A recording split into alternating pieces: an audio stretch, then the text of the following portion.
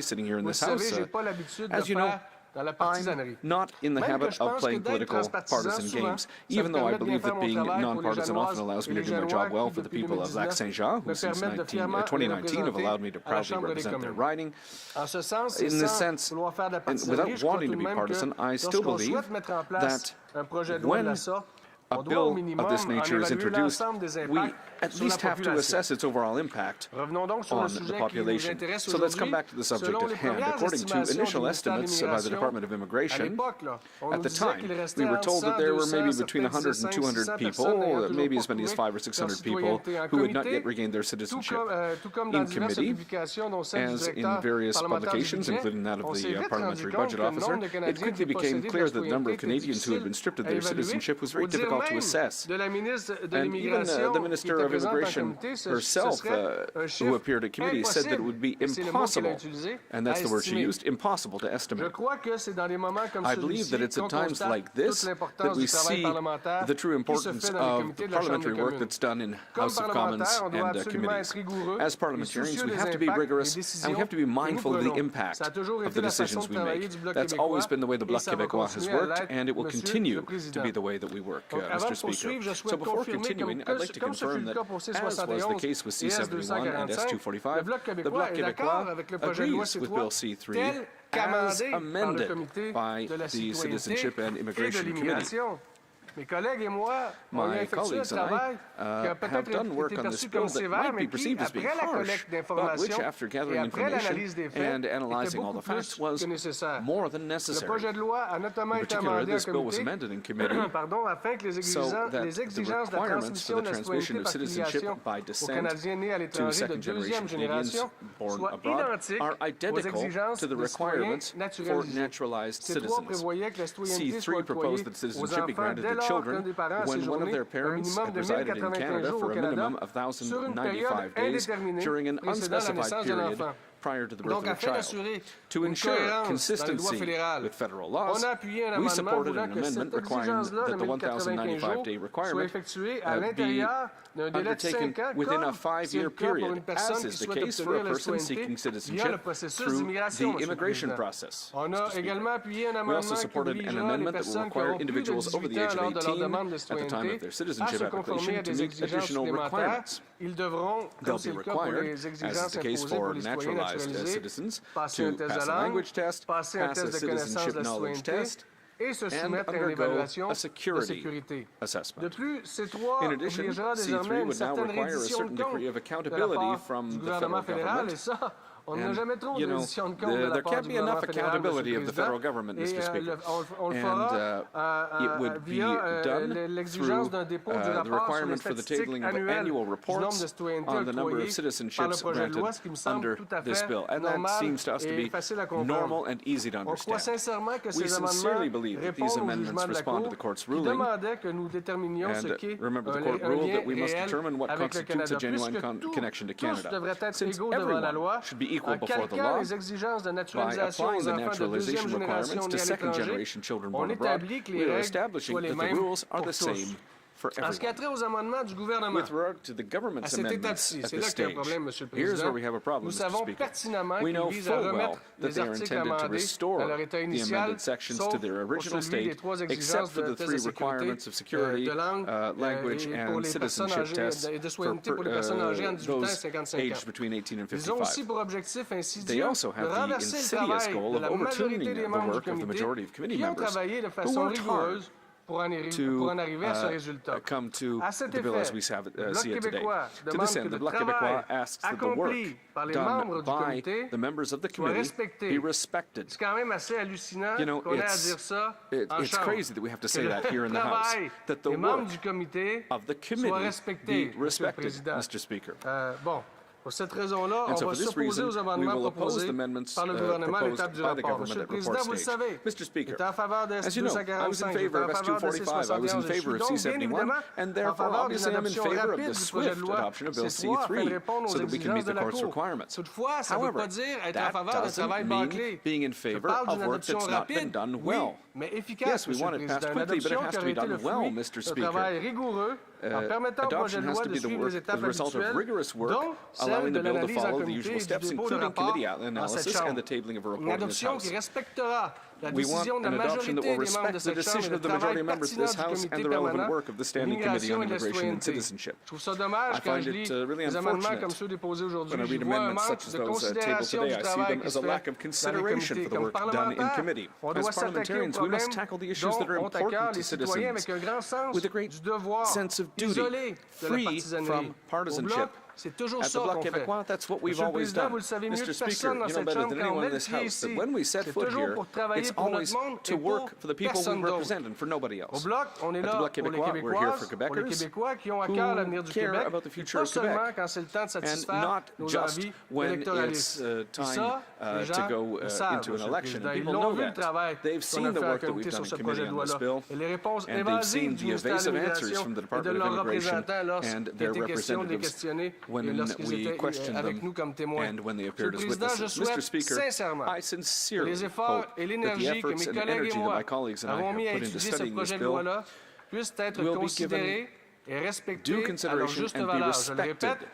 I'll say it again, citizenship status must be equal for everyone, and Canadian laws must be consistent. Despite what my colleagues across the way might say, the amendments adopted by a majority of committee members are consistent with this principle. I'm ready for questions. Thank you, Mr. Speaker. Questions and comments. Question et commentaire de Parliament Secretary of the Government House Leader. Yes, thank you, Mr. Speaker. If we were to apply the same principle that the members are arguing for right now to all legislation that goes before the Standing Committee, that would mean that we would not be able to bring in any amendments to legislation. After all, Mr. Speaker, all legislation has to go to a committee. What's important to recognize here in this debate is that the Conservatives in the Bloc didn't work with members of that don't have official party status, and as a direct result, there are amendments that are being brought forward. Does he not believe that ultimately that the majority of the members that make up the House should be the ones that determine the ultimate fate of legislation that goes out of committee stage? The honourable member for Lac-Saint-Jean. Monsieur le Président, Mr. Speaker, unfortunately, as usual, the member for Winnipeg North, comment je dirais ça how would I say this to be polite, n'est pas de bonne foi. Isn't acting in good faith. Qui sont amenés par le gouvernement viennent littéralement s'attaquer directement aux amendements qui ont été votés en comité. Donc, ils viennent simplement défaire les amendements qui ont été votés en comité, alors qu'on a eu, par exemple, le directeur parlementaire du budget qui est venu nous dire que soudainement, ce n'est pas 5, 6, 700 000 personnes qui seraient touchées par le projet de loi. Ça serait entre 115 et peut-être 150 000 personnes. La ministre de l'Immigration nous a dit que c'était impossible à estimer. Et là, nous, on a fait un travail en arrivant en mettant des balises pour justement être certain de travailler de façon rigoureuse face à un projet de loi qui est important pour des personnes qui ont vécu une injustice. Ce que le gouvernement a fait présentement, c'est carrément s'allier à un autre parti qui n'est pas en comité et qui n'est pas là pour voter sur des amendements. Malheureusement, le travail de comité est pris à la légère par cette gang-là qui dit tout le temps qu'ils veulent collaborer. Member for Calgary, Nose Hill. Speaker, my colleague opposite often talks about the importance of language rights in Canada, and I note that one of the amendments that was passed at committee stage was an amendment to ensure that people who are obtaining citizenship by descent through this very terribly crafted bill by the government are subject to the same language requirements, so this is for adults, that somebody who's seeking to seek citizenship by naturalization would be. Can the member talk about why he supported this amendment in the context of why it's so important to ensure that people seeking citizenship to Canada have an adequate knowledge of one of Canada's official languages? The honourable member for Lac-Saint-Jean. Well, thank you, Mr. Speaker. It's a very important amendment. Évidemment, si on veut faire la démonstration qu'une personne qui obtient sa citoyenneté a un lien spécial avec le Canada, citizenship has a particular link with Canada. Mais de pouvoir the first parler thing has to be done. It's important. une But des to be deux able to langues speak one of the two officielles official lorsqu'on obtient sa languages when you citoyenneté obtain et qu'on est citizenship majeur, je and pense que ça ne devrait même pas être une question. Et majority age, là-dessus, it shouldn't even be a il y a des question. références And à l'extérieur, dans references, d'autres juridictions, examples à in l'extérieur other du Canada. jurisdictions outside of Il y a des Canada. pays There en are Europe countries in Europe où c'est obligatoire where de it's connaître la langue pour necessary to obtenir la understand the citoyenneté. language to obtain Donc, je citizenship. pense que c'est un So travail tout à I fait think that raisonnable, it's tout à fait absolutely rigoureux. reasonable Et work, encore une serious work fois, that's been done. And pourquoi once again, faudrait-il se battre why do we have to fight pour que quelqu'un connaisse to la ensure langue that somebody nationale knows the qui est le français au national Québec pour language, pouvoir French devenir in un Quebec, citoyen qui habite sur le so that they, territoire when québécois? they Et même, become on va a plus citizen loin, nous, au and Bloc live in québécois, on Quebec. And pense you know, the Bloc Québécois, que pour obtenir we sa think citoyenneté, that lorsqu'on a for une someone adresse au to Québec, obtain citizenship when on you have an devrait address in maîtriser le Quebec, français. you Pour should l'instant, dans la be loi able sur to speak l'immigration, French right c'est now même under pas the une obligation, Immigration Act. Monsieur le It's not Président. even a Saviez-vous requirement, que Mr. Speaker. vous avez Did you juste know à that maîtriser all you have l'anglais, to même si do vous is habitez au master Québec, English, pour even if you devenir live in citoyen, Quebec, to ce become qui a fait citizen? pas de sens du tout, parce que Doesn't c'est make la any langue sense at officielle all du because Québec. it's the official language of Quebec. Questions and comments. Questions et commentaires. Le député de Pierre Boucher, les Patriotes, Verchères.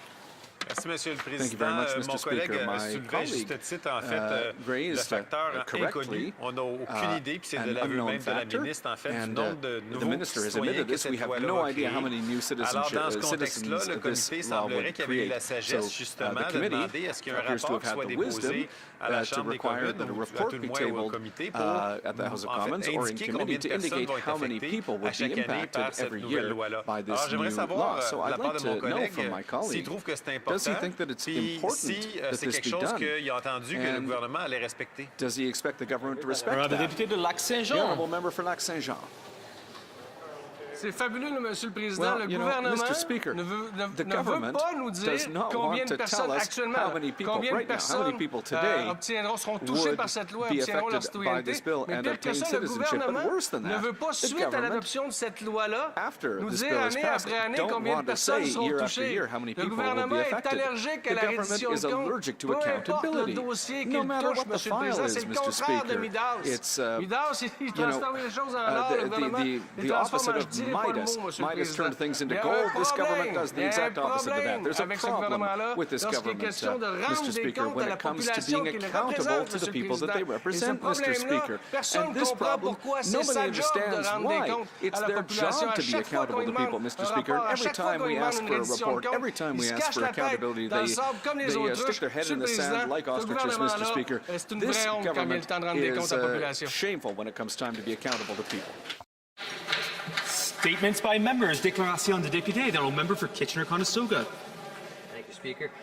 As the vibrant colors of autumn signal the end of harvest, I want to take a moment to recognize the incredible farmers in Kitchener-Conestoga and across our country whose dedication helps feed us all. From the fields of Wellesley and Wilmot to the barns and greenhouses of Woolwich, farmers work tirelessly, feeding our families, fueling our economy, and stewarding the land with care and resilience. While the fall harvest marks a seasonal milestone for many, the work of farming never truly stops. Whether it's planting, caring for livestock, or managing operations, our farmers continue their vital work year-round. So to all our farmers, thank you for your hard work, your resilience, and your deep care for the land and for us. You make Kitchener-Conestoga proud, and you make Canada strong. Thank you, Speaker. The honourable member for Bruce Grey, Owen Sound. This weekend, the Billy Bishop Museum hosted the 25th annual honoring our local veterans ceremony. To date, 230 local veterans have been honored. This year, 11 brave men and women were recognized for their service and sacrifice. From World War I, Private Percy James Barber, wounded at Vimy Ridge, Lance Corporal Arthur Simpson Martin, MM, with the RCD. In World War II, the following were killed in action: Private Benjamin Roy Askew, Sergeant Howard Arnold Jones, Lieutenant James Russell Martin, Private Leslie McGregor, and Flying Officer Howard Weaver. Those that served but returned home: Corporal Margaret Ruth Ellis in the RCAF Women's Division, and Sergeant Major William Alexander Spears of the Perth Regiment. More recent veterans: Warrant Officer Alan Johnson of the RCR with tours in Kosovo and Afghanistan, and Chief Warrant Officer Chris Palu from the Grand Simcoe Foresters with tours in Croatia, Sierra Leone, and Afghanistan. Our veterans are incredible men and women who have served our country and deserve to be remembered for their sacrifices and contributions to Canada. Pro Patria, unless we forget. The honourable member for Vancouver Quadrock. today to talk about that I have a lot to celebrate this year, but my family came together in mourning over this summer. My 91-year-old uncle, Gordon Grant, passed away, who was the oldest member of our family, and he comes from a unique background. My grandfather, Hong Tim Hing, immigrated from China. My grandmother, Agnes Grant, was a Musqueam member, and he was the first mixed Chinese Musqueam person in our community. At the age of 20 years old, he became the father to my dad because their father passed away, who I never got to meet. And he's a man I know I firmly stand on his shoulders today. I wouldn't be who I am today without his strong will, his strong determination, and being able to raise 5 children of his own. He allowed me to be proud to be a Canadian of Chinese ancestry. He allowed me to be proud to be a Canadian of Musqueam ancestry, and he allowed me to be proud to be a Canadian. So we would all be better off with much more Uncle Gordys in this country.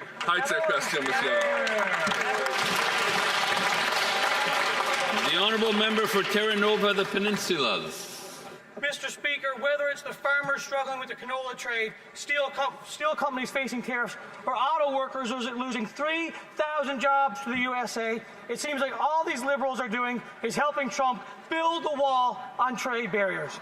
But these Liberals never mention the trade barriers that on our sealing industry in Newfoundland and Labrador. Seal overpopulation in Atlantic Canada is killing our ecosystem. According to the DFO, the sustainable harvest amount is 250,000, yet only 30,000 are being killed each year. Here are the facts. Each seal are eating 11 pounds per day. Collectively, they eat 9.7 billion pounds per year.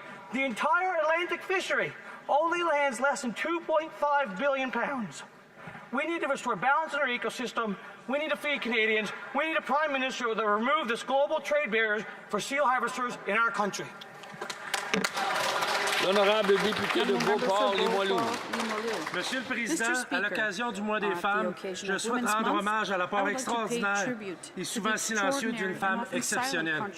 Née pendant la Seconde Guerre mondiale, elle a élevé 7 enfants, tout en travaillant chaque jour à la ferme familiale située dans le Bas-Saint-Laurent aux côtés de son mari. Malgré des journées exigeantes et épuisantes, elle a trouvé la force et le courage de siéger au conseil d'administration d'une grande compagnie d'assurance pendant plus de 26 ans, soit de 1986 à 2012. Je n'ai pas besoin de rappeler qu'à cette époque, les femmes présentes dans les conseils d'administration d'entreprises d'envergure se comptaient sur les doigts d'une main. Ce n'est que récemment que ces enfants ont pleinement réalisé qu'avec une discrétion remarquable mais une détermination inébranlable, leur mère avait contribué à faire progresser la place des femmes vers une société égalitaire. Cette femme s'appelle Huguette Veilleux. Maman, je suis fière d'être ton fils. The honourable member for Calgary-Nose Hill. Lately, there's been a lot of terse words said about Canadian-American relations, so today I'd like to try something a little different. For generations, Canada and the U.S. have shared the world's longest undefended border, fought together on the battlefield against evil, maintained strong trade ties, and joined our nations through marriages like mine. The peace, freedom, and prosperity we have shared has helped to bring stability to the world. To continue, we must each safeguard our economies and societies through smart policies, strong militaries, robust protections for our democratic institutions, and frankly, by seeking to understand the complexities that each of our nations face in our hopes and challenges. So I'll do my part by saying to Master Sergeant Jeffrey Scott Garner Sr., I love you, my husband, a proud American to the core. Thank you for loving me as I stand for my people while also providing me with important perspectives about your nation. May we all continue to strive for prosperity and peace between our nations. The free world is counting on us to get it right. The honourable member for Sydney-Glace Bay. Mr. Speaker, I rise to recognize Colton Ellis of River Denny, Cape Breton. Recently, Colton made his NHL debut with the Buffalo Sabres, where he turned aside 26 shots, earned his first NHL win, and was named the first star of the game in Buffalo's 4-2 victory over the Red Wings. Colton's rise from Cape Breton local rinks to the NHL speaks to his incredible determination and incredible talent, and to the community that's been there behind him day one. He's showing young athletes across Cape Breton anything is possible. So on behalf of all Cape Breton fans, I extend a heartfelt congratulations to Colton and his family. We're proud of you, and we'll be cheering for you every step of the way. L'honorable député de Bellechasse, les Échemins, Monsieur le Président, à l'occasion du 125e anniversaire du mouvement Desjardins, c'est pour moi, les visiteurs, un honneur de rendre hommage à Alphonse et Dorimène Desjardins, fondateurs de ce qui est devenu le plus grand groupe financier coopératif en Amérique du Nord et l'un des plus importants employeurs privés du Québec. La première caisse populaire, la Caisse de Lévis, a vu le jour en décembre 1900. C'est là que 132 personnes ont signé le pacte social fondateur. Depuis, l'attachement des Québécois envers cette institution ne s'est jamais démenti. Avec ses quelques 7 millions de membres et sa présence partout dans les régions, Desjardins est aujourd'hui une figure incontournable du développement économique du Québec, mais aussi un acteur important ailleurs au Canada et au-delà de nos frontières. Je salue la vision d'Alphonse et de Dorimène, leurs valeurs de justice et de solidarité qui traversent le temps ainsi que tous les employés qui, au cours des décennies, ont fait de Desjardins une coopérative qui suscite une immense fierté. Je salue également M. Denis Dubois, le président et chef de la direction du mouvement Desjardins, qui est avec nous aujourd'hui à Ottawa. Merci, M. le Président. L'honorable député de Mirabel. Monsieur le Président, cette année, on célèbre les 125 ans d'une véritable fierté québécoise, le mouvement Desjardins. Fondé à Lévis en 1900 par Alphonse Desjardins, c'est la Révolution tranquille avant la Révolution tranquille. Alors que les banques anglophones tournaient le dos aux Canadiens français et que les prêts usuraires faisaient des ravages, Alphonse Desjardins s'inspira du modèle coopératif européen pour créer une caisse pour et par le peuple. Au fil des années, les caisses populaires permirent à nos gens, les agriculteurs, les ouvriers, d'avoir accès à du crédit, en plus de participer à la naissance et à la croissance de plusieurs fleurons d'ici comme Sico, Vachon, Cascade et bien sûr le Cirque du Soleil. Aujourd'hui, Desjardins est bien enraciné dans nos régions, nos villages et nos villes. C'est un symbole de détermination et de réussite collective qui reflète l'esprit d'entrepreneuriat du peuple québécois. Monsieur le Président, au nom du Bloc québécois, j'invite cette Chambre à se joindre à moi pour souhaiter un superbe 125e anniversaire au mouvement Desjardins. Je leur lève mon verre pour leur anniversaire et à 125 autres années et encore plus, Monsieur le Président.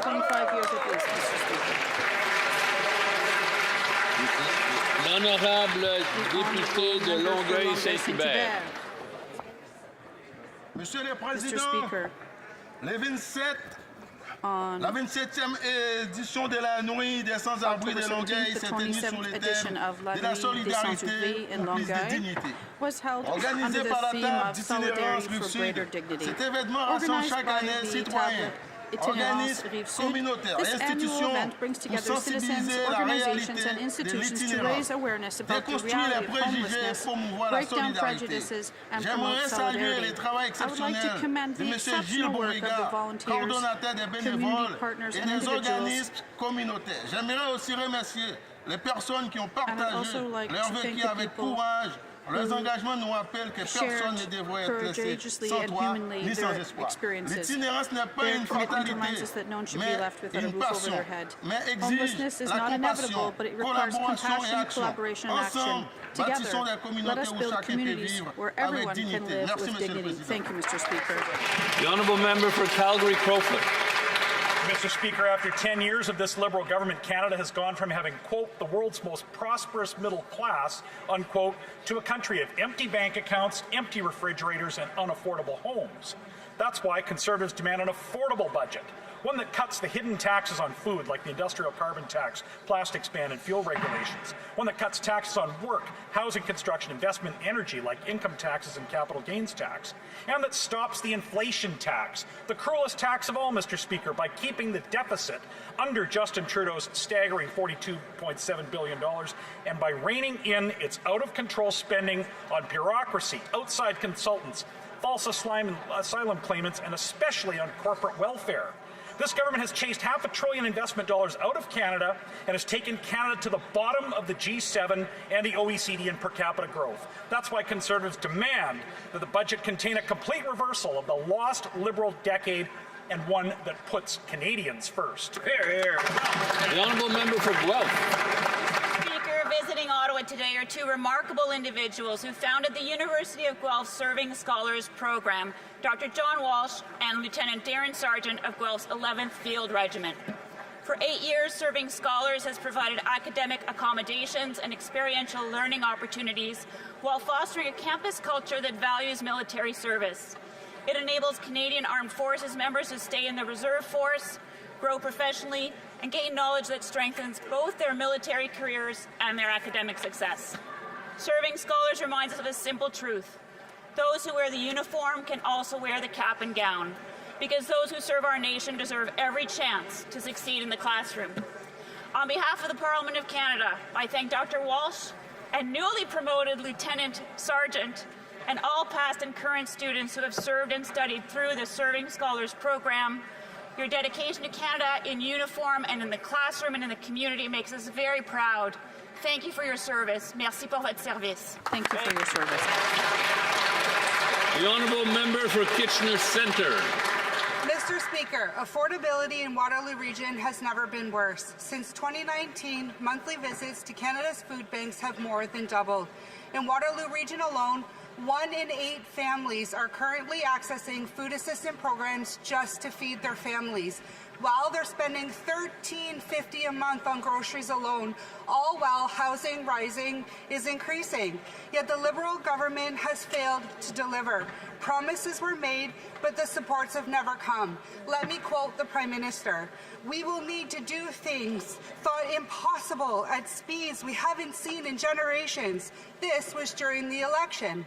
Let me quote him now. "It's going to take some sacrifices, and it's going to take some time." Canadians have sacrificed enough. We need leadership that listens, acts, and empowers. It's time to stop rewarding delay and start demanding results. Because in Waterloo Region, unaffordability isn't just a talking point, it's real. The Honourable Member for Ottawa-Vanier-Gloucester. Mr. Speaker, I pay tribute to a remarkable citizen who worked here in the House of Commons as a stenographer, Mr. Alphonse Desjardins. It was while attending House debates that Mr. Desjardins became aware of the problem of access to credit, and he undertook extensive research on a cooperative model. Through his research and interactions with several European cooperators, he adapted this model to the Canadian context and created the first credit union.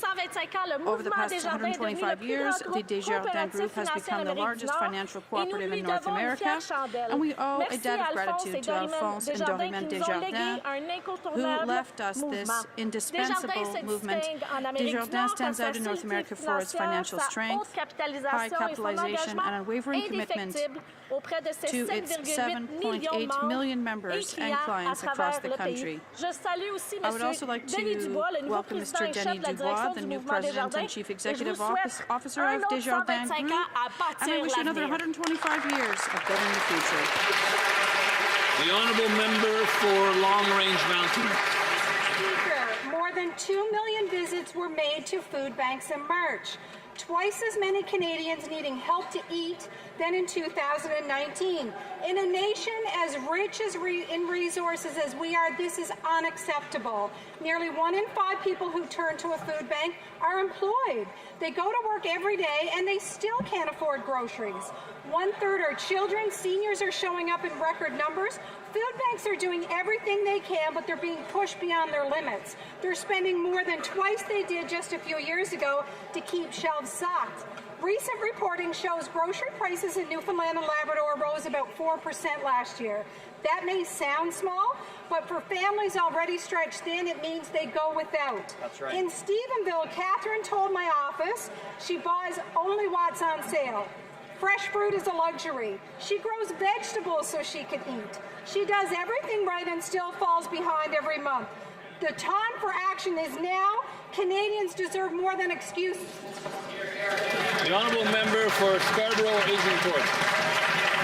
October is Women's History Month, and it's not over yet. Join me in celebrating all the amazing women and girls across the country. Women past and present who have made groundbreaking discoveries in medicine, pioneered innovations in AI, championed in public service, and so much more. On this side of the House, we invest in women's prosperity. We have contributed $7 billion through the Women's Entrepreneurship Strategy to support over 400,000 women in launching and scaling up their business. On this side of the House, we invest in women's safety. We contribute contributed over $539 million through the National Action Plan to end gender-based violence to better protect women and end the cycle of violence. And on this side of the House, we invest in women's leadership. Women make up 40% of our Liberal team in Parliament, and we have the largest women's caucus in Canadian history. We know that when we invest in women, Canada thrives. Bravo! Oral questions, questions orales, the Honourable Leader of the Opposition. Banque alimentaire Canada a publié son rapport bilan fin 2025 aujourd'hui, qui montre une augmentation de 100% dans le nombre de personnes qui ont besoin d'une banque alimentaire au Canada depuis que les libéraux ont arrivé au pouvoir. Et l'année dernière, 39% ont vécu de l'insécurité alimentaire. 53% ont sauté un repas. 34% ont passé une journée au complet sans manger. Et 82% des ménages n'ont pas mangé à leur faim à cause des politiques inflationnistes des libéraux. À combien de repas les Canadiens vont-ils devoir manquer pour un budget coûteux de ce Premier ministre? L'honorable leader du gouvernement La Chambre.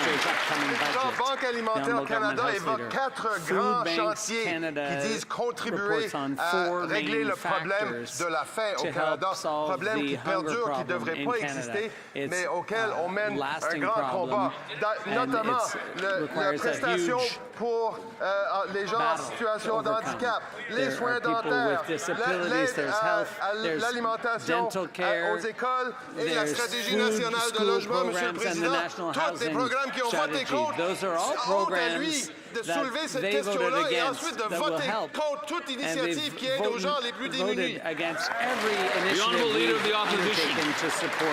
Monsieur le Président, Banque alimentaire Canada, dans son rapport bilan fin, a dit, et je vais paraphraser, ils ont dit que ça a pris des décennies d'avoir 1 million de personnes dans une loi, une banque alimentaire, mais juste 5 ans pour arriver à plus de 2 millions de personnes. Et parlant des programmes des libéraux, après qu'ils sont au pouvoir depuis 10 ans, il y a maintenant 700 000 enfants qui doivent aller aux banques alimentaires. Les programmes des libéraux nourrissent la bureaucratie et non pas les enfants.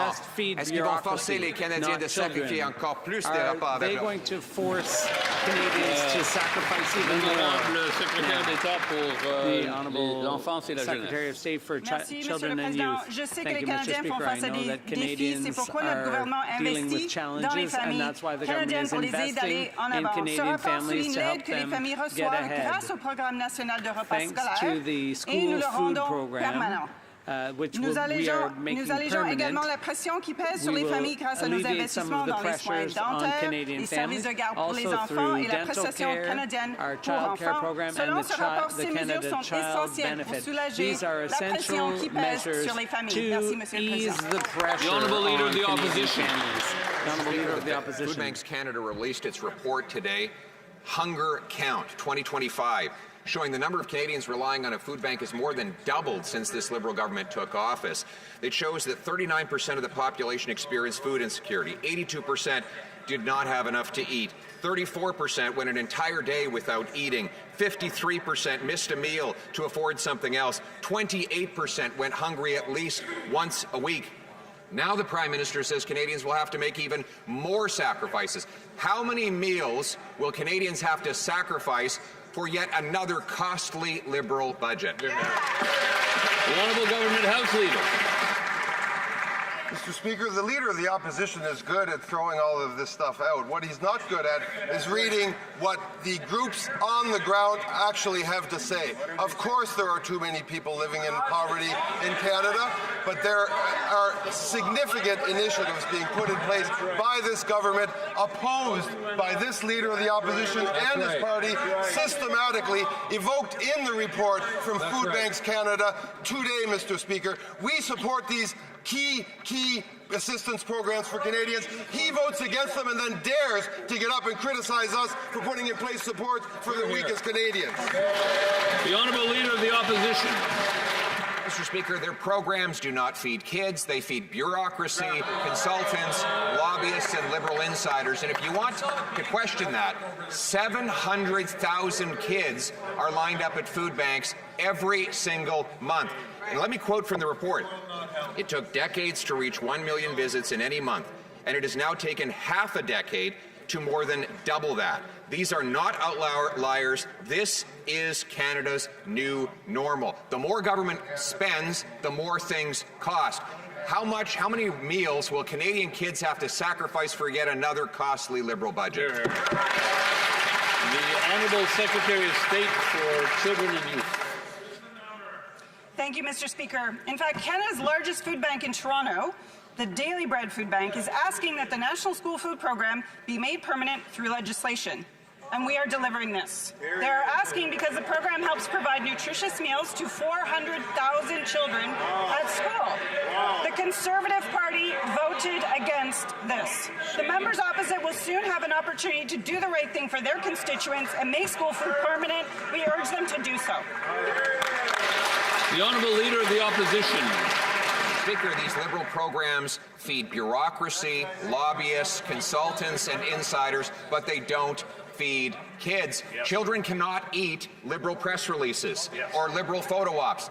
Mothers cannot fill shopping carts with Liberal boasting. Canadians need food, and right now, after 10 years of this Liberal government, there's now 2.2 million Canadians lined up at food banks. 700,000 of them are kids, and a third are in families where they work, but their paychecks are vaporized by Liberal taxes and inflation. How many meals will Canadians have to sacrifice for the next costly Liberal? The Honourable Minister of Housing and Infrastructure. Thank you, Mr. Speaker. Well, the Leader of the Opposition seems to flat out ignore the fact that this government is focused on affordability. We are focused on affordable housing, which the reports outline as a critical driver for affordable food. We are taking action, Mr. Speaker. We look at the trajectory we are on right now. Mortgage rates are coming down. Average rents are coming down, according to the Parliamentary Budget Office. We're seeing progress, but we're not stopping there, Mr. Speaker. Build Canada homes will be in this budget, $13 billion that this opposition can vote for affordable housing in. The Honourable Leader of the Opposition. Your focus is affordability? Mr. Speaker, here are the facts from the Hunger Count report. 78% of food banks had to buy more food than normal because they were running out and not collecting enough donations. 1/4 of food banks actually ran out of food while there are still people lined up waiting for something to eat. We now have nearly a third of Canadians who go hungry at least once a week. This sounds like something out of a Great Depression, and the Prime Minister has the audacity to say Canadians should sacrifice even more. How many meals will his costly budget force Canadians to sacrifice? The Honourable Minister of Jobs and Family.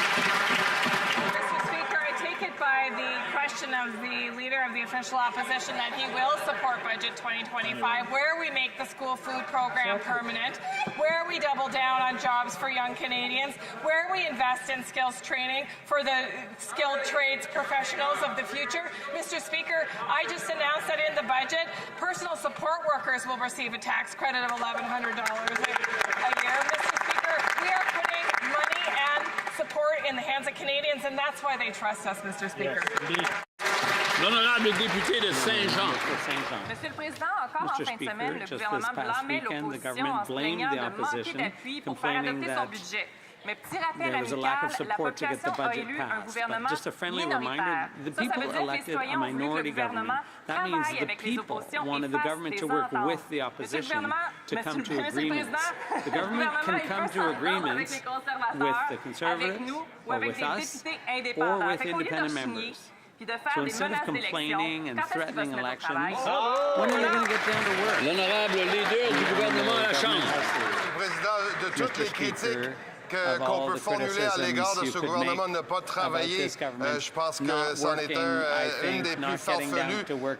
Ceci dit, il y a 44 députés québécois de ce côté-ci de la Chambre qui travaillent pas mal fort, Monsieur le Président, à véhiculer les besoins de leur communauté, les demandes de leur milieu et les besoins réels sur le terrain du Québec. Le Bloc québécois, me semble, tarde un peu à réaliser cela avec fort de ses 22 députés. Le Bloc québécois, oui, on connaît, le Bloc québécois, on est minoritaire, mais on a...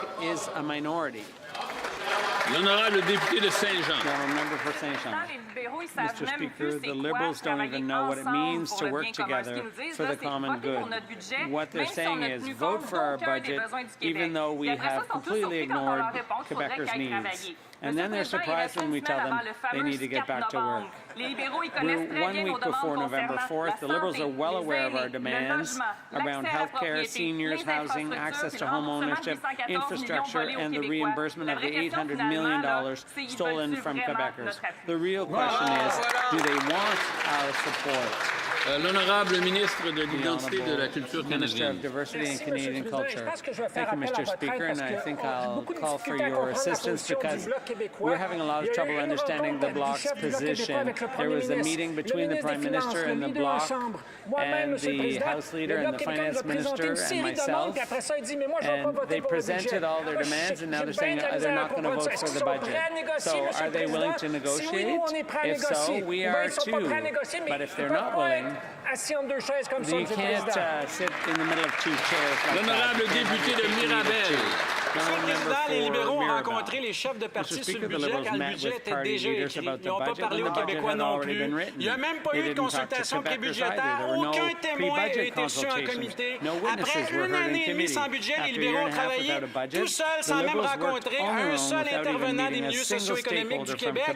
Puis ensuite, ils sont surpris quand on leur montre qu'ils ne répondent pas aux besoins des Québécois. Monsieur le Président, les libéraux savent quoi faire pour qu'on les appuie, contrairement à ce qu'ils disent. La vraie question, c'est est-ce qu'ils veulent vraiment qu'on l'appuie, leur budget?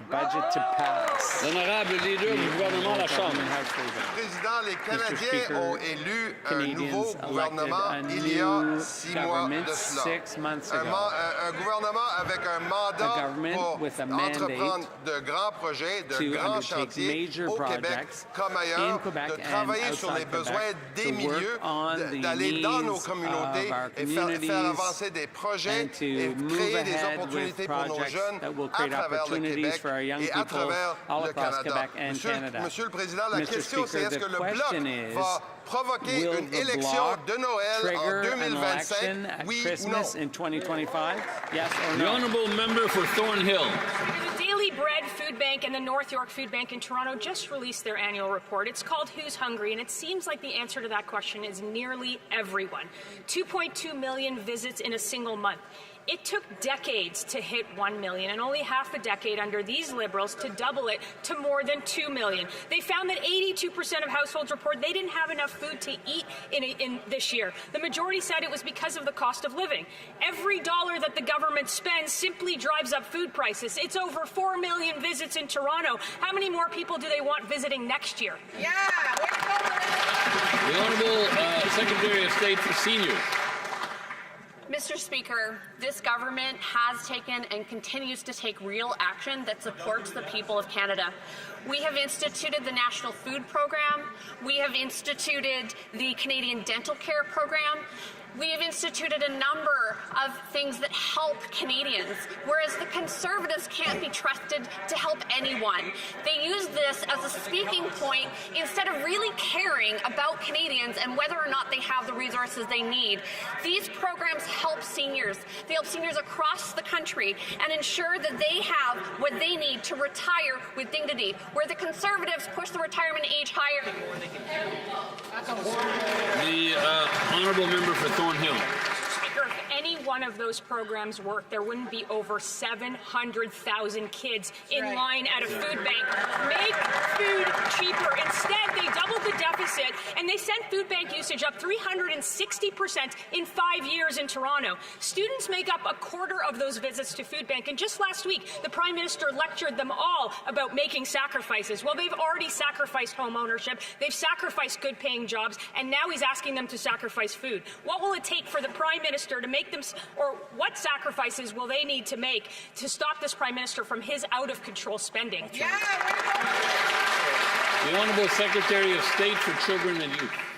Thank you, Mr. Speaker. The report invoked also clearly states that to tackle these challenges, we need to strengthen supports to families. It specifically mentions delivering school food, dental care, childcare, and affordable housing at scale. Conservative MPs have voted against each of these measures. In fact, Conservative MP for Central Newfoundland called the National School Food Program garbage, even though it's already feeding 4,000 kids in his home province. We are focused on solutions and on delivering for Canadian families. Honourable member for Hastings, Lennox and Addington, Tyendinaga. Food banks were meant for emergencies, not everyday survival. Yet more Canadians rely on them each month just to eat. Families are working harder but falling further behind as groceries soar and paychecks shrink. This isn't about generosity, Mr. Speaker, it's about failure. Right. As Food Banks Canada CEO Kristen Beardsley warns, there were 2.2 million food bank visits in a single month. The longer they ignore the reality on the ground, the deeper the crisis becomes. Mr. Speaker, when will this Liberal government realize their inflationary deficits are driving Canadians to the food bank? The Honourable Minister of Jobs and Families. Mr. Speaker, I assume the Member of Parliament opposite was listening to my colleague when she was quoting Canada Food Banks about what needs to happen next, which is making the school nutrition program permanent, Mr. Speaker, investing in affordable houses, Mr. Speaker, ensuring that people have the supports that they need to live a comfortable life, Mr. Speaker, including affordable child care and dental care. And, Mr. Speaker, that's what we're going to do, and we sure hope they don't vote against Canadians again. The Honourable Member for Hastings, Lennox and Addington, Tyendinaga. We keep sounding the alarm, but it feels like no one on that side is listening, Mr. Speaker. Families are stretched thin and communities are breaking under the weight of rising costs. One food bank executive said it plainly: housing and food costs are the greatest contributors to the increase in our services. Costs for basic living continues to rise while the money coming in does not. When will this government finally hear the voices of Canadians and stop letting hidden taxes, packaging taxes, and the industrial carbon tax drive families to the food bank? The Honourable Minister of Housing and Infrastructure. Mr. Speaker, well, again, the member opposite did connect the dots between housing costs and food costs, and that's why this government is so laser-focused on affordable housing. And we are seeing action on this. We're seeing progress to date. We've seen average rents come down across Canada. We're seeing mortgage rates come down. We're seeing home prices come down to make life more affordable. We're cutting taxes for 22 million Canadians and first-time home buyers. All of those measures are delivering results, and we aren't stopping there, Mr. Speaker. Honourable Member for Quebec-Mactaquac. Mr. Speaker, Food Banks Canada reports 2.2 million visits in a single month, double what it was just 6 years ago. Their CEO says poverty and hunger have become the new normal in Canada. Working Canadians, from construction crews to office staff, are having to stop by food banks on their way home from work. In rural Canada, where food and fuel already cost more and jobs are often seasonal, families are being hit hardest. When will the Prime Minister admit his inflationary deficits are driving Canadians to food banks instead of grocery stores and change course? The Honourable Secretary of State for Financial Institutions. Mr. Speaker, it's hard to listen to the party opposite talk about affordability when they voted against every single affordability measure this government has put forward. Whether it's the Canada Child Benefit, whether it's daycare, whether it's the school food program, which is not garbage, whether it's housing. Mr. Speaker, we're focused on making affordability for Canadians. We're cutting taxes for 22 million Canadians. We're cutting the GST for first-time homebuyers. Mr. Speaker, on this side of the House, we believe in supporting the most vulnerable in our society. They don't. Thank you, Mr. Speaker. L'honorable député de Mégantic-Lérable-Lotbinière. Montréal grugé par la faim, titre la presse. Le bilan fin 2025 de Banque alimentaire du Canada dresse un portrait sombre de l'état des finances des familles canadiennes après 10 ans de gouvernement libéral. Pour l'ensemble du Québec, ce sont près de 600 000 personnes qui sont aidées chaque mois par les organismes de dépannage alimentaire. À travers le Canada, plus de 2 millions de personnes par mois qui ont recours aux banques alimentaires. La tendance est accélérée après 10 années de dépenses inflationnistes inflationniste fédéral. 33,5% sont des enfants, près du double d'il y a 6 ans. Est-ce que le premier ministre pense que c'est encore temps de leur demander de faire des sacrifices? Honorable ministre de la Transformation du gouvernement. Merci beaucoup, Monsieur le Président. L'inflation alimentaire est un phénomène mondial qui est beaucoup plus complexe que les lignes simplistes que répètent les députés conservateurs. La grande différence entre le Parti conservateur et ce côté-ci de la Chambre, Monsieur le Président, c'est qu'ici, on croit que le gouvernement doit fournir un rempart justement contre cette inflation, qu'on doit aider les familles, la classe moyenne et les plus vulnérables. C'est ce qu'on fait avec l'allocation canadienne pour enfants qu'ils auraient sacrifié de ce bord de la Chambre. C'est ce qu'on fait avec le programme d'alimentation scolaire. Et Monsieur le Président, la présidente du Club des petits déjeuners du Québec disait que ça allait faire une différence significative dans la vie des jeunes Québécois. Le député conservateur la semaine dernière, un de leurs collègues conservateurs disait que c'est de la poubelle, Monsieur le Président. C'est ça la différence entre les conservateurs et les libéraux. L'honorable député de Mégantic-Lérable-Lotbinière.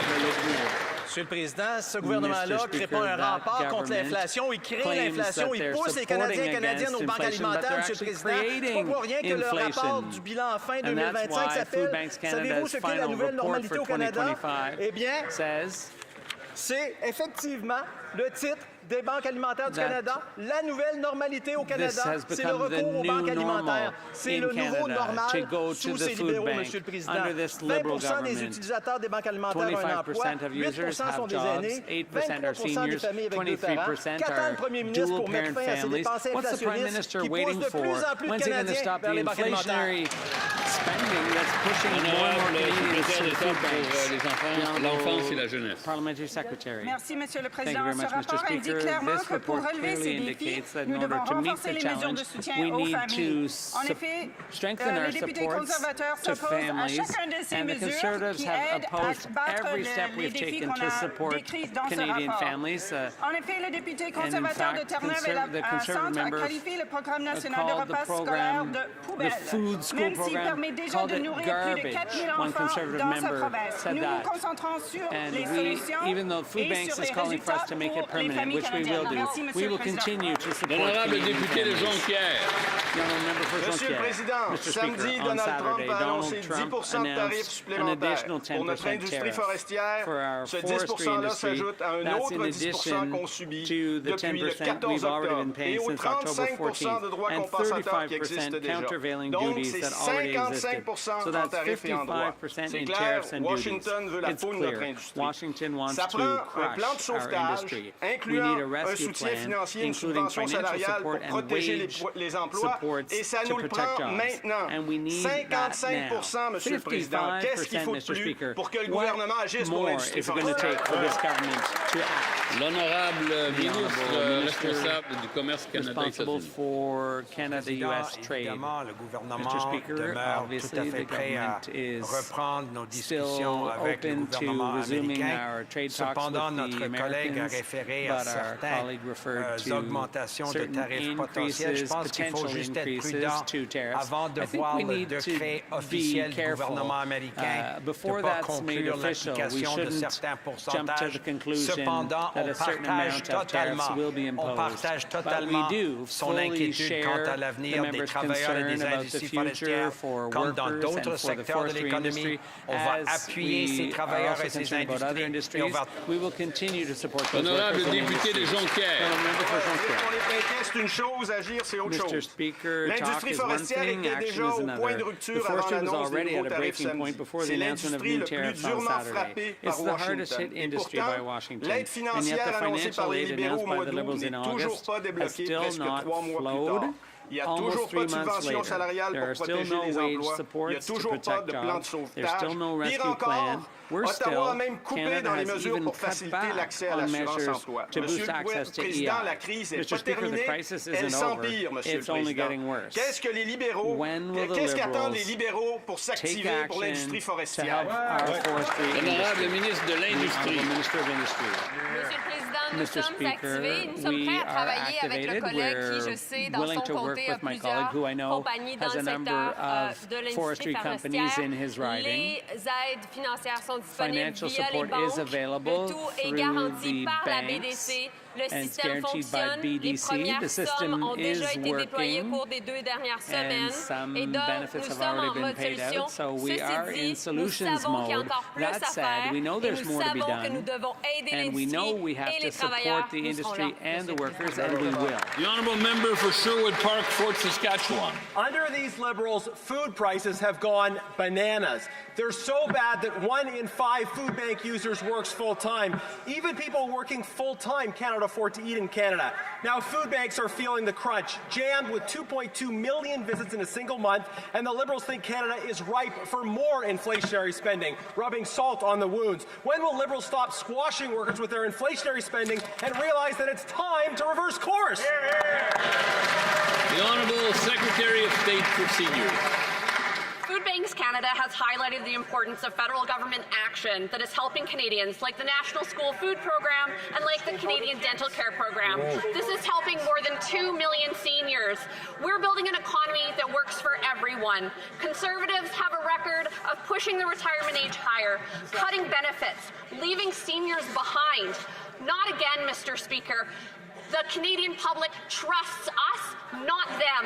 That's why, while they're voting against every measure for Canadians, we're empowering older Canadians and protecting not only their dignity, but their peace of mind. The honourable member for Sherwood Park, Fort Saskatchewan. Mr. Speaker, these Liberals love to talk about political food programs instead of affordable food. That was the question. Before Liberal inflationary spending and hidden food taxes, Canadians could actually afford to feed themselves. Parents don't want the state parenting their children for them. Parents want the government to eliminate food taxes and stop inflationary spending so they can afford to feed their kids themselves. The Liberal fuel standard, food packaging tax, industrial carbon tax, inflationary spending. Speaker, when will it end? The Honourable Government House Leader. A few things that I think need to be cleared up here, Mr. Speaker. They talk about these imaginary taxes. I think the member needs to come clean. There is no tax on groceries. There never will be a tax on groceries. That is pretty clear. They talk about imaginary programs. I assure the member that he has voted against some very real programs, Mr. Speaker, very real programs for school food, for dental care, and many other things that are for the most vulnerable in society. The last thing, though, what is inflationary spending when it comes to supporting Canadians? Canadians want to know, Mr. Speaker. The honourable member for Calgary East. Every dollar this Prime Minister spends comes out of the pockets of Canadians through higher prices and food inflation. It took decades for food banks to have 1 million food bank users every month. It took the Liberals just 6 months to double that number. This Prime Minister said bet. He's going to double the deficit and make more than 2.2 million Canadians visit a food bank in a single month. When will these guys realize that inflationary deficits are driving up food costs and driving more Canadians into food banks? The Honourable Minister of Jobs and Families. You know, when the Prime Minister said that it's time for Canada to bet big, he meant bet big on Canadians, and that's something these guys don't understand. They refuse to invest in Canadians, Mr. Speaker. Today I announced that in Budget 2025, $75 million will go to building trades unions to make sure that kids and young people can get great jobs in the skilled trades. These are good-paying jobs, Mr. Speaker. That's what it looks like to bet on Canadians. That's what it looks like to have the backs of Canadians. The honourable member for Calgary East. If programs like that actually worked and didn't feed bureaucracy, then 700,000 kids wouldn't be visiting a food bank every single month. And their Liberal deficits are making the food go up in cost. That's why grocery inflation is up 4%. People who used to donate and that used to volunteer at food banks are now standing in line for food at those food banks. Why won't these Liberals stop feeding their egos, stop feeding their bloated bureaucracy, so Canadians can finally afford to feed themselves? The Honourable Minister of Jobs and Families. So which is it, Mr. Speaker? They're either about empowering Canadians through good-paying jobs or empowering Canadians through the kinds of programs like the school food program. We believe in both, Mr. Speaker, because we're betting on Canadians. We're betting on both their resiliency and their ability to get those great-paying jobs as we create those projects across the country. This member opposite, Mr. Speaker, he doesn't want to invest in Canadians either, to support them now or to help them have better futures. So which is it? Which is it that he's asking for? To cut services for Canadians or invest in them? We're going to do both. We're going to make sure Canadians have. The honourable member for Saskatoon University. Hardworking Canadians spend all day at work, and on the way home, they are not stopping at grocery stores. It's food banks. For millions of working Canadians, they have to go to the food banks because they can't afford the hidden Liberal food taxes like the industrial carbon tax and the food packaging tax. Food Banks Canada reports a record-smashing 2.2 million visits in a single month. And donations, well, they're down because Canadians are broke. When will these out-of-touch Liberals admit to driving up the cost of food and driving Canadians to the food bank? The Honourable Secretary of State for Northern... Thank you very much, Mr. Speaker. After 10 years of Conservative MPs coming to Ottawa, collectively with 14 of them coming, that's 140 years. And that's the first question we got from the Saskatchewan perspective, Mr. Speaker. In my riding, Saskatchewan is finally here on the government side. We're going to address housing, Mr. Speaker. We're going to address the cost of living. And I'm glad finally the Conservatives from Saskatchewan finally woke up. The Honourable Member for Avalon. Mr. Speaker, constituents of my riding of Avalon and the good people of Newfoundland and Labrador were shocked to hear the Conservative member of Central Newfoundland say that the Healthy Meals program, which feeds 4,100, yes, 4,100 or more kids at schools in our province, was garbage. In reality, hundreds of thousands of additional children are being fed at schools across Canada thanks to this government. But I guess it is easier to say you're going to cut a program if you try to make yourself believe that it doesn't exist. Can the Secretary of State please inform my constituents how the National Food The Honourable Secretary of State for Children and Youth. Thank you, Mr. Speaker, and I'd like to thank my colleague from Avalon for his question. In fact, Sarah from Central Newfoundland reached out to tell me about the National School Food Program at their school after her members' comments last week. And I quote, she said, "It's wonderful. More students are getting healthy lunches." And the lunch lady went from part-time to full-time. Plus, they hired 2 mans as part-time, employment in his area. Mr. Speaker, there are countless examples like this across Canada of kids getting meals thanks to the National School Food Program. We will always be there for Canadian families. The Honourable Member for Fort McMurray, Cold Lake. Children are going hungry in Canada due to Liberal mismanagement. Every dollar this Liberal Prime Minister spends comes out of the pockets of Canadian families through higher prices and food inflation. 1/3 of Canadian children now live in a food-insecure household. Food Banks Canada reports record-breaking food bank use with 2.2 million visits in a single month, and over 700,000 of those visits are children. When will the Liberals realize that their inflationary deficits are driving up the cost of food banks and driving Canadian children to the food bank? The Honourable Secretary of State. Thank you, Mr. Speaker. On this side of the House, we are committed to growing the strongest economy in the G7 and protecting and strengthening the supports that help Canadian families. The report that is being highlighted here, again, I would say that the relief that families get through the school food program, dental care, child care, these are all things that report cites as critical to addressing the challenges that Canadians are facing right now. This government will always stand with Canadian families. Thank you, Mr. Speaker. The Honourable Member for Fort McMurray, Cold Lake. If a single one of those projects and programs actually worked, there wouldn't be 700,000 children waiting in food bank lines every single month. This is not okay. And yet somehow the Liberals have normalized this. 9 out of 10 kids aren't even fed by the school food program, Mr. Speaker. When will the Liberals realize their inflationary deficits and hidden food taxes are making food more expensive and driving Canadian children to food banks? The Honourable Secretary of State. Thank you, Mr. Speaker. No child in this country should go to school hungry. This is why our government brought forward the National School Food Program, and that is why this new government has committed to making this program permanent and introducing legislation to do so, as well as the funding necessary to ensure this program continues in perpetuity. This is an essential piece of tackling the challenges that Canadian families are facing. We are proud of this program. Thank you, Mr. Speaker.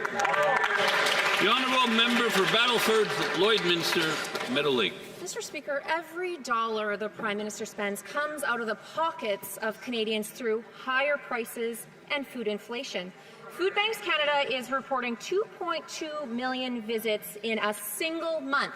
This is double what it was just 6 years ago. Even more alarming, 1 in 3 of those visits is by a child. Their CEO says parents are stopping in at the food bank on the way home from work, not the grocery store. When will this Prime Minister finally admit his inflationary spending and deficits are driving parents to the food banks? The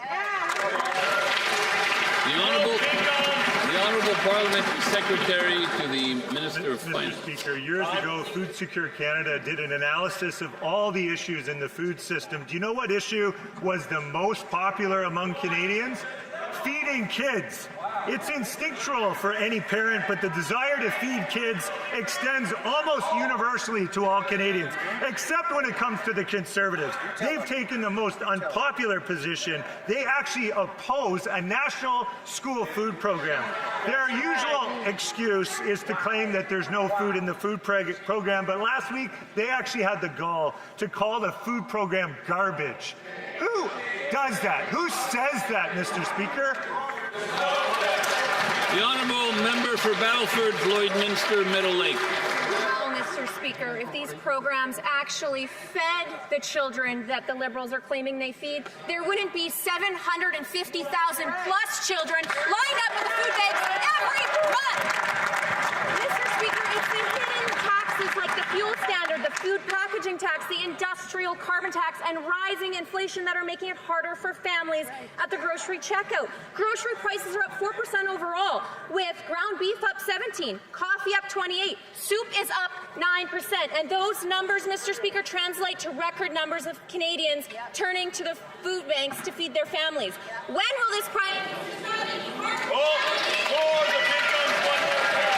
The Honourable Parliamentary Secretary to the Minister of Finance. Mr. Speaker, while our government invests in feeding 400,000 more kids healthy food in schools, the Conservatives call that garbage. While our government works to expedite major infrastructure projects creating tens of thousands of jobs, the Conservative leader calls them pathetic. While our government gives law enforcement the tools they need to keep our communities safe, the Conservative leader calls the RCMP despicable. The pattern is clear. The Conservatives will disparage people, projects, and programs that help Canadians while we continue to deliver for them. The honourable member for King Vaughan. This country and taught us the value of hard work while managing our budgets are having to line up at the food bank. Food Banks Canada reports that almost 10% of food bank users are seniors, up 22% from 2019. This Liberal government's reckless spending has driven up prices and left our seniors behind. When will this Liberal government respect our seniors and stop the inflationary spending so that they can live their retirement years in dignity? The Honourable Secretary of State for Seniors. This government is the only party in this House that can be trusted to have seniors' backs. We returned the age of retirement to 65 when those folks wanted to push it up to 67. Through this government's actions, we are ensuring that Canadian seniors have access to one of the largest social programs in the country, and that is the Old Age Security and Guaranteed Income Supplement. Through that, we are ensuring, Mr. Speaker, that folks have up to $1,086 per month for the most financially vulnerable seniors. It is things like this that ensure seniors have... The honourable member for Markham Unionville. Mr. Speaker, every dollar the Prime Minister spends comes out of the pockets of Canadians through higher prices and through food inflation. Monthly visits to food banks have doubled since 2019, with 2.2 million visits per month. Nearly 10% of food bank users are now seniors. This is up 22%. This reliance on food banks has to become an ongoing necessity to survive. Mr. Speaker, when will the Liberals realize that their inflationary deficits are driving up the cost of food and driving Canadians to the food bank? The Honourable Minister of Jobs and Families. Speaker, I think we've covered quite a bit in this question period, but let me remind the opposition that today I was with the SEIU, who represents personal support workers across this country. These incredible, hardworking people who support our family members, our seniors every day under Budget 2025. It proposes that they will receive a tax credit, a non-refundable tax credit worth $1,100 a year. Mr. Speaker, the union fought for this. They asked for this. Promise made, promise kept, Mr. Speaker. And I'll end with this. This is money in the pockets of these workers. I sure hope they're going to support the budget. L'honorable député de Richmond-Athabasca. Merci, Monsieur le Président. Thank you, Mr. Speaker. Mr. Speaker, this morning, a baby abandoned in a bus shelter died. It's indescribably sad, and I'm sure that all of my colleagues here in this House join me in hoping that that baby rests in peace. How much must somebody suffer to come to that situation? People are suffering. People are having a hard time getting housing. People are having a hard time getting food. People are losing their jobs. Canadians are suffering, Mr. Speaker. Are the Liberals aware of the consequences of their poor management? Minister of Government Transformation. Thank you, Mr. Speaker. Mr. Speaker, I speak on behalf of all colleagues when we send our sympathy to this tragedy which has affected all of Quebec right now. We send our sympathy to the family. L'honorable député de Richmond-Athabasca.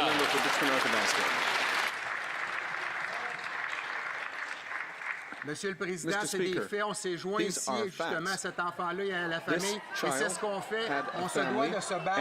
Monsieur le Président, on parle de notre monde. Je vous parlais de mon monde dans mon comté de Richmond-Athabasca. La banque alimentaire a augmenté. On a des gens qui ont créé une organisation qui s'appelle l'État d'Espagne pour mettre de la nourriture dans les boîtes à lunch de nos enfants. Qu'est-ce que les libéraux vont faire pour aider nos gens à pouvoir se nourrir et donner à manger à nos enfants? L'honorable secrétaire d'État pour l'enfance et la jeunesse. Merci, Monsieur le Président. C'est clair qu'on a un programme national d'alimentaire scolaire pour les enfants pour aider les défis qui font face les Canadiens en ce moment. Ce que je peux dire, c'est que vous aurez en face l'opportunité d'appuyer ce programme et le budget pour ce programme. Et je vous encourage tous d'appuyer le programme Alimentation nationale scolaire pour les enfants. L'honorable député de Chicoutimi-Le-Fjord. Monsieur le Président, les banques alimentaires au Canada rapportent un nombre record de 2,2 millions de visites en un seul mois. Le PDG de Banque alimentaire Canada a dit, et je la cite, la pauvreté et la faim se sont normalisées au Canada. Les gens s'arrêtent aux banques alimentaires en rentrant du travail au lieu de faire leur épicerie. Les déficits inflationnistes augmentent le coût de la nourriture. Pourquoi le Premier ministre continue de toujours dépenser plus sans se préoccuper des gens qui n'ont rien à manger? Worrying about people who have nothing to eat. L'honorable ministre de la Transformation du gouvernement. Monsieur le Président, je trouve toujours surprenantes ces questions-là de la part d'un parti qui était prêt à sacrifier tant de programmes dont les Québécois, dont les Canadiens dépendent jour après jour. On pense par exemple à l'allocation canadienne pour enfants, au programme de soins dentaires, au programme d'alimentation scolaire. Puis s'il veut, Monsieur le Président, je l'invite à venir dans mon comté, parler aux gens de la Société Saint-Vincent-de-Paul, parler aux gens de Centraide, puis leur dire que c'est de la bureaucratie qui sert à rien, que ça n'a jamais nourri quelqu'un. Je pense qu'ils ont besoin de se reconnecter à la réalité. De l'autre côté de la Chambre. Merci. Honorable député de Bourassa. Merci beaucoup, Monsieur le Président. Notre gouvernement a toujours été au rendez-vous afin de soutenir les travailleuses et travailleurs de la santé. Ces femmes et ces hommes dévoués qui veillent chaque jour sur nos proches et sur nos aînés. Ma question s'adresse à la ministre de la Santé, Monsieur le Président. Peut-elle nous expliquer comment les mesures nouvellement annoncées, notamment le crédit d'imposition préposé aux services de soutien, ainsi que les soutiens accrus à la formation syndicale, contribueront à renforcer notre système de santé et à mieux appuyer celles et ceux qui œuvrent avec tant de dévouement. Merci, Monsieur le Président. L'honorable ministre de la Santé. Merci, Monsieur le Thank you, Président. Mr. Je tiens à Speaker. I'd remercier like le to thank député pour my sa colleague question. for his question. Notre nouveau gouvernement Our soutient, new government protège et is valorise recognizing, ceux et celles training, qui prennent soin and des Canadiens, des Canadiennes au quotidien. retaining those who take care of Notre Canadians nouveau every crédit single day. d'impôt Our remboursable new pour les refundable préposés tax aux soins credit for personal personnels support pouvant workers atteindre $1 100 reaches par up to an reconnaît leur $1,100 travail per précieux. person, Nous recognizes their protégeons les incredible work. travailleurs We are en protecting interdisant workers les clauses de non-concurrence dans les by secteurs réglementés par le eliminating gouvernement fédéral. Nous répondrons, Monsieur le Président, clauses in the aux federal attentes sector. des Canadiens We et des will continue Canadiennes. to support Merci, Monsieur the le healthcare workers who support Canadians. The honourable member for Kenora Kiwetanung. The Prime Minister told a room full of students that they're going to have to make sacrifices. They've already given up their dream of home ownership. They went all summer without work, and they are paying the price of exploding food costs, Mr. Speaker. Food bank visits have doubled since 2019, and Canadians shouldn't have to sacrifice any more for Liberal failures. They have sacrificed enough over 10 long years. So will the Liberals finally keep their promises and get spending under control so that young Canadians can afford to feed themselves? The Honourable Minister of Jobs and Family.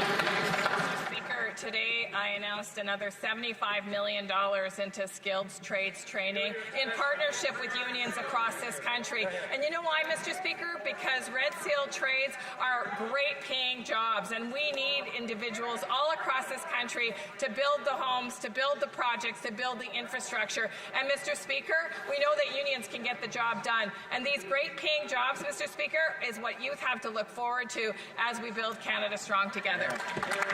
The honourable member for London Fanshawe.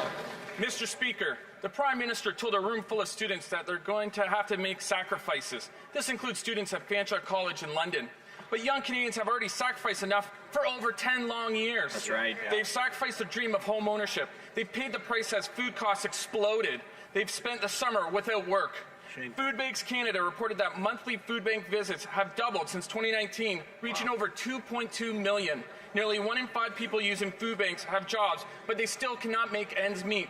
Their CEO warned that poverty and hunger are being normalized in Canada.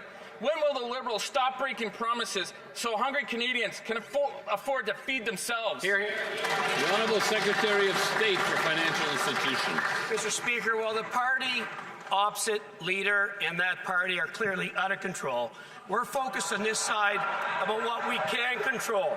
And we are going to make generational investments to change our economy from reliance to resilience. On November 4th, Mr. Speaker, we're going to table a budget that is going to invest in Canada. We're going to build Canada because we believe in Canada, Mr. Speaker. Thank you. The honourable member for Terra Nova, the Peninsulas. Mr. Speaker, food bank usage has doubled in the past 6 years, now with over 2 million usages per month. 1 in 5 of those people are actually employed. Even more alarming is that 1 in 4 of those food bank users are from 2-parent households. Young people in this country are doing everything right, and they still can't live because of this liberal inflation. Instead of asking young Canadians to make more sacrifices, why can't this Liberal government sacrifice their ego and stop their inflationary budgets? The Honourable Minister of Fisheries and Oceans. Mr. Speaker, I want to remind another colleague from Newfoundland and Labrador in the opposition that school nutrition programs is important to our province. We were the first to sign on for this program because it matters. The Conservatives voted against it. One Conservative called it garbage. It does feed children, it matters, and I'm asking this member, are they going to vote with us when the time comes? The Honourable Member for Brampton Centre. Mr. Speaker, Canadians depend on personal support workers every day, whether they're in long-term care homes, retirement residences, or community settings. These workers deserve fair recognition for the critical care they provide. Can the Minister update this House on how Budget 2025 will help strengthen the PSW workforce and ensure they're supported and rewarded for their vital contributions? Honourable Minister of Jobs and Families.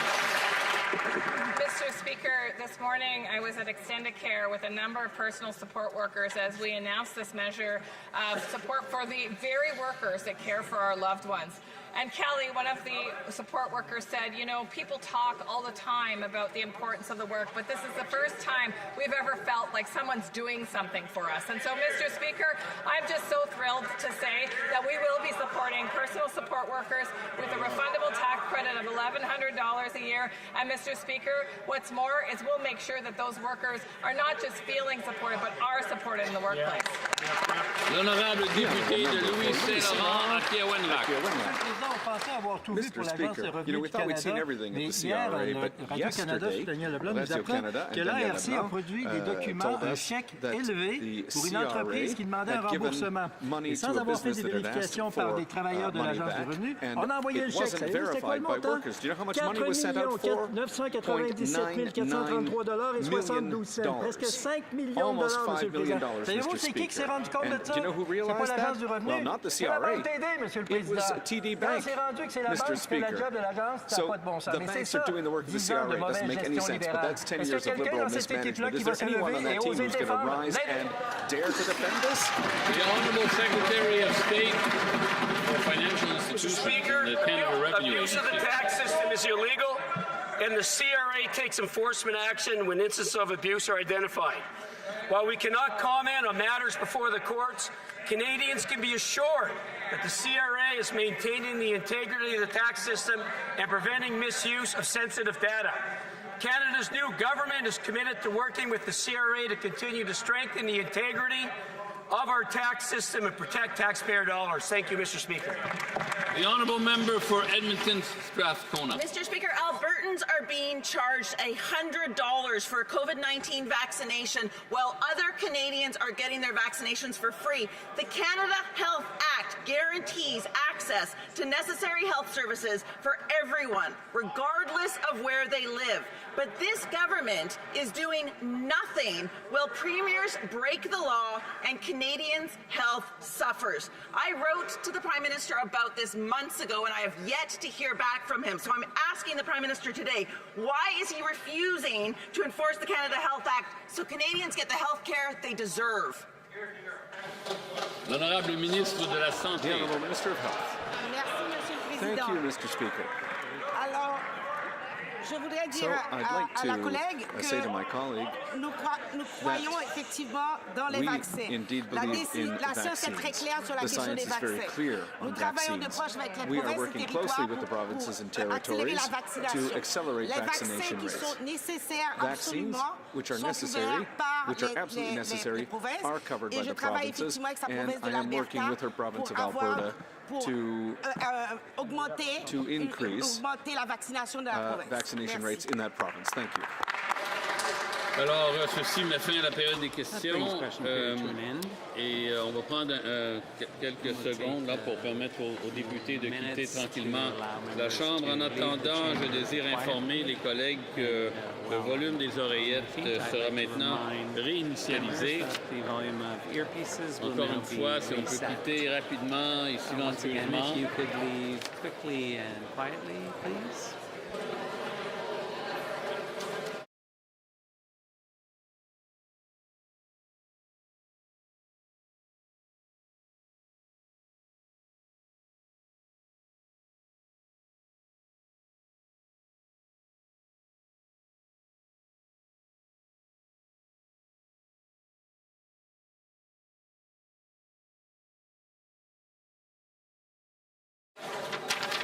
OK.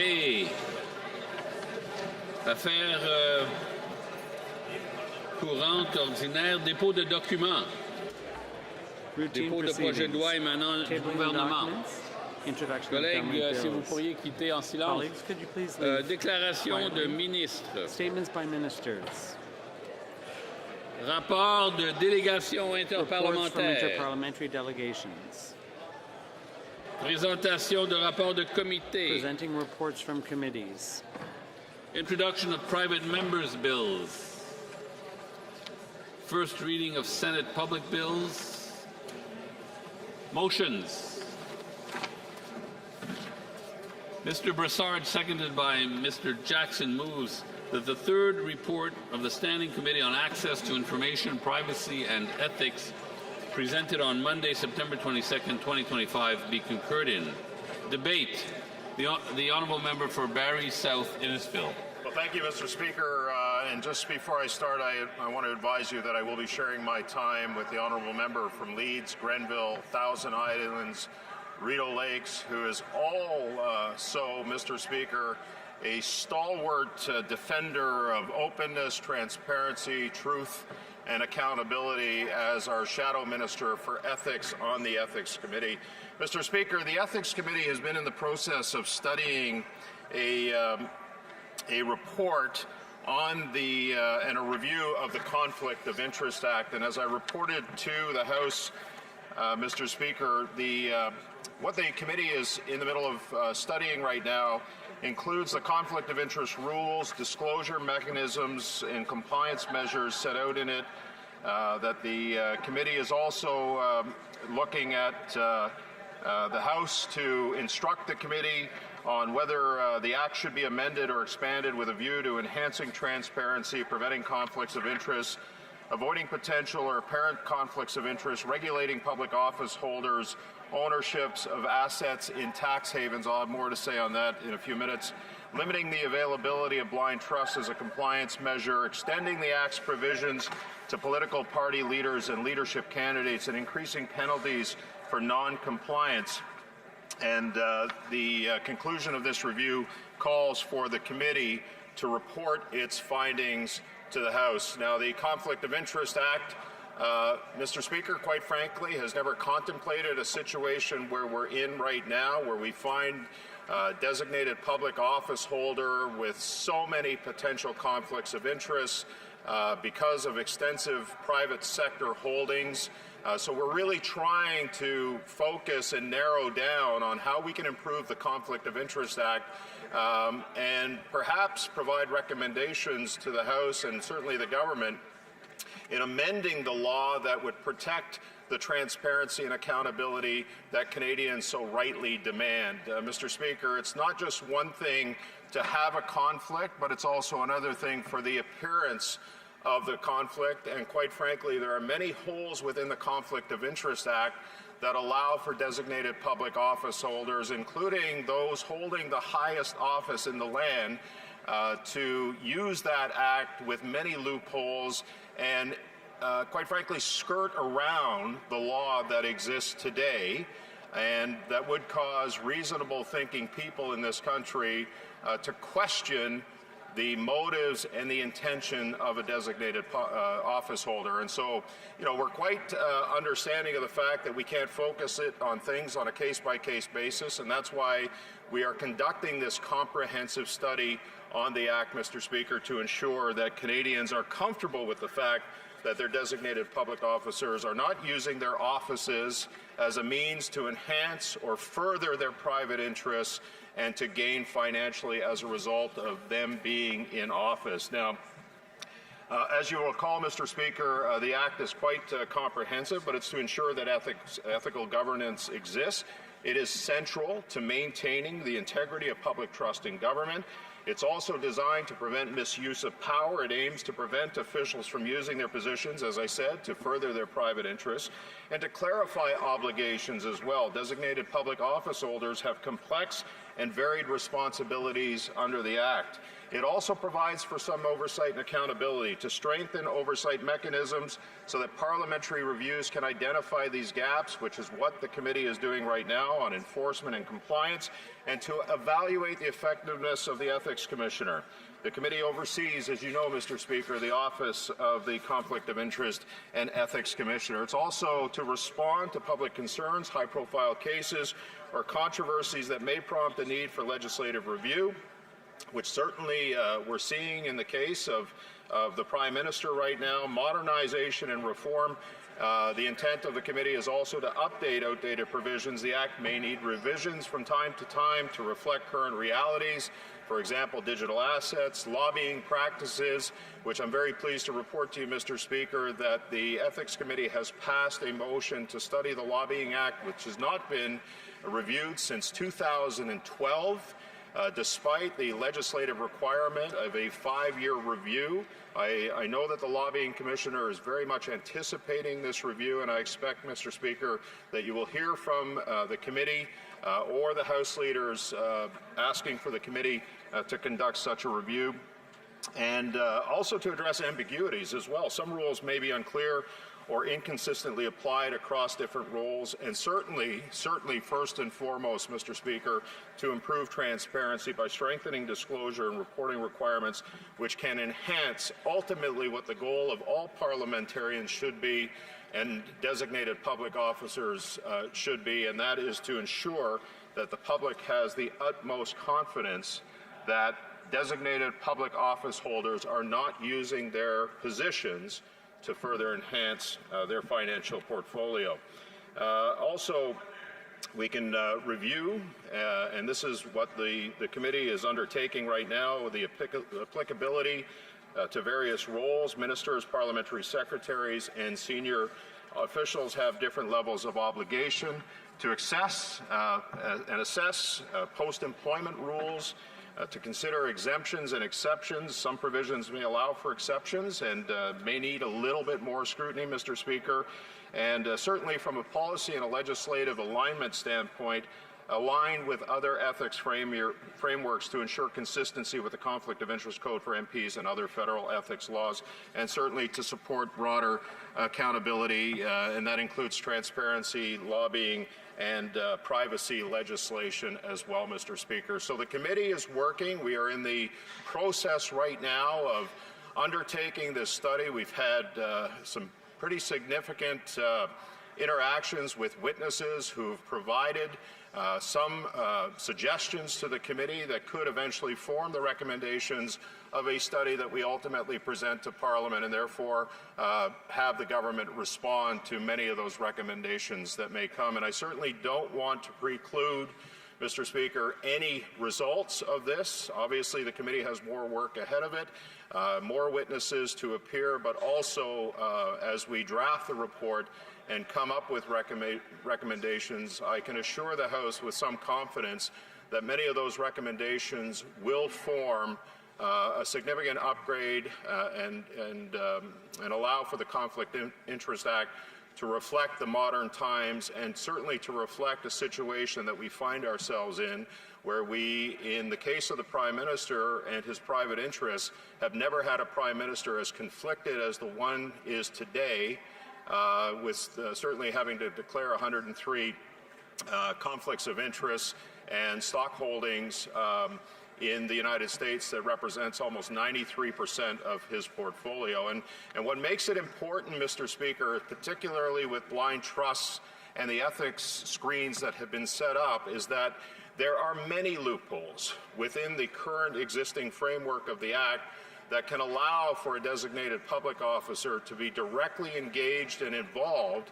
in the decision-making process, when in fact that person should be recusing himself or herself from any decisions that are made, because there is a financial gain or a financial interest that is at play. And we want to make sure as a committee, Mr. Speaker, that we are in a position that we are closing those loopholes. We've had, again, significant suggestions that have come from the witnesses who've appeared before us on how to do that, Mr. Speaker, and so that will form the basis of many of the recommendations that our committee presents.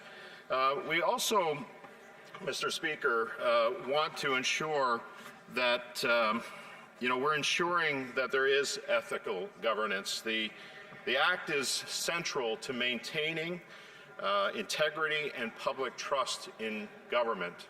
And in some cases, Mr. Speaker, quite frankly, that trust has been eroded.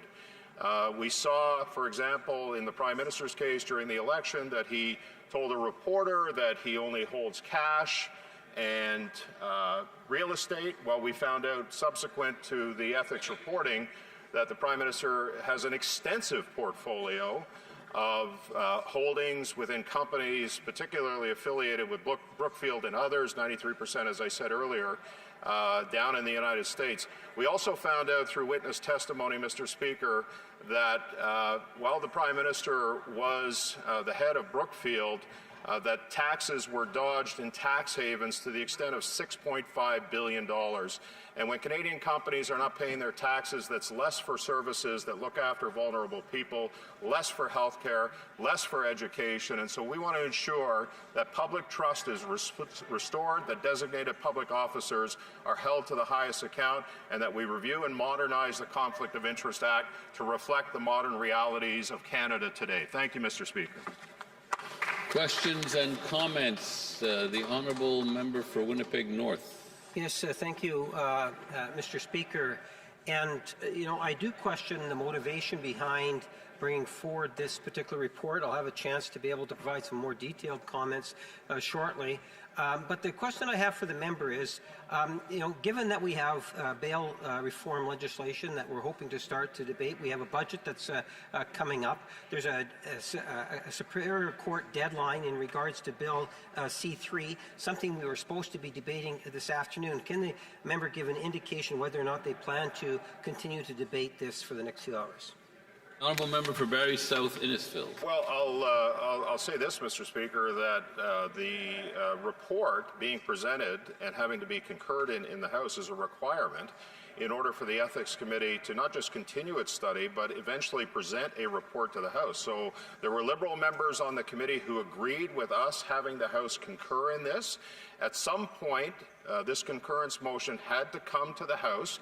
Today was the day, and I would hope that the member is not opposed to the committee's work in improving and increasing the transparency and accountability of designated public office holders. I would hope that he's not opposed to that. Thank you, Mr. Speaker. The Honourable Member for, let me just, which one? Brandon Souris. Thank you, Mr. Speaker, and a pleasure to second this motion as brought forward by my colleague from Barrie.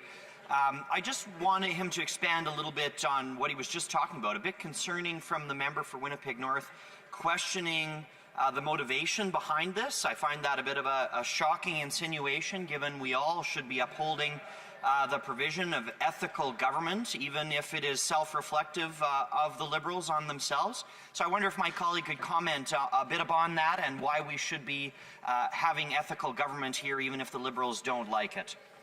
The Honourable Member for Barrie South Innisfil. Well, thank you, Mr. Speaker. Let me begin by saying that it's the job of the Ethics Committee as an oversight committee to hold the government to account. It's majority-led for a reason by majority of members of the opposition, and that's our job, is to provide oversight. There are other committees that do that as well, but it's critical that, as I said, Mr. Speaker, that Canadians not just have have transparency and accountability and are confident in the ability of the Conflict of Interest Act to hold designated public officers to account, but it's also critical in the appearance of conflicts. Now, in the case of the Prime Minister, as an example that I gave earlier, with 103 different conflicts of interest declared, over 550 stocks being held in the United States, we heard from the Deputy Clerk of the Privy Council, for example, during Transportation Committee hearings, that it takes a whole department to look after his conflicts.